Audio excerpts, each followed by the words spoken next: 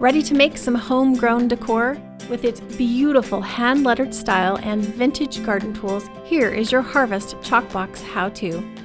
Your Harvest Chalk Box comes with everything you see here. You have your C-size homegrown collection Harvest transfer, the Grayson white-framed 12.5 by 18.5 inch board, and 2 Chalkology paste singles in Couture Teal and Bright White. Now let's get started. I've gathered some other helpful tools here: a fuzzing cloth, scissors, my small squeegee, and a water bath. I also have some small dishes to use for paste. I'll start by trimming my transfer along the cut lines, and then just check my positioning for the layout.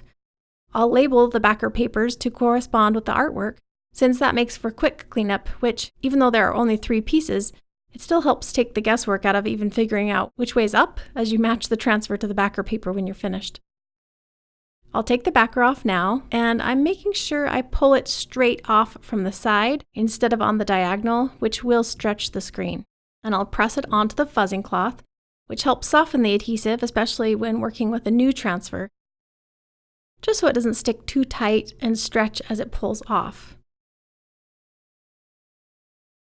And I'm placing this pretty close to center here, maybe just slightly to the right, to leave room for the rake on the left side. And I'll smooth the transfer out to ensure I have good stick and no bubbles. I'm just kneading this bright white paste packet here a bit to mix it well, and then I'll squeeze most of it out onto the dish that I'm using as a palette. I'm loading up my small squeegee with plenty, and now I'm just smoothing it over the screened area of the transfer. I love this quote so much: "Don't judge each day by the harvest, but by the seeds you plant." True for so much more than just the garden. Now I've got it covered, and I'll just find a corner to start and then work my way over to the straight side.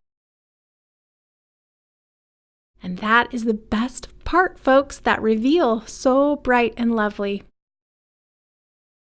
I'll let that dry for a minute while I get the rake fuzzed up a bit, and then position it on the left side. And I'll do the same with the spade and apply it over on the right. Now I'll get my Couture Teal paste ready to go. I'm just kneading this paste packet here a bit to mix it well, and then I'll squeeze most of it out onto the dish that I'm using as a palette. I'm loading up my small squeegee, and now I'm just smoothing it over the screened area of the transfer. Now you could totally switch up the colors here and do it however you like. But I've got these cute blue tools done now and in the water bath. And there it is. Thank you, Robert Louis Stevenson, for this bit of wisdom, and thank you, Chalk Couture, for the farmhouse charm of this darling chalk box project.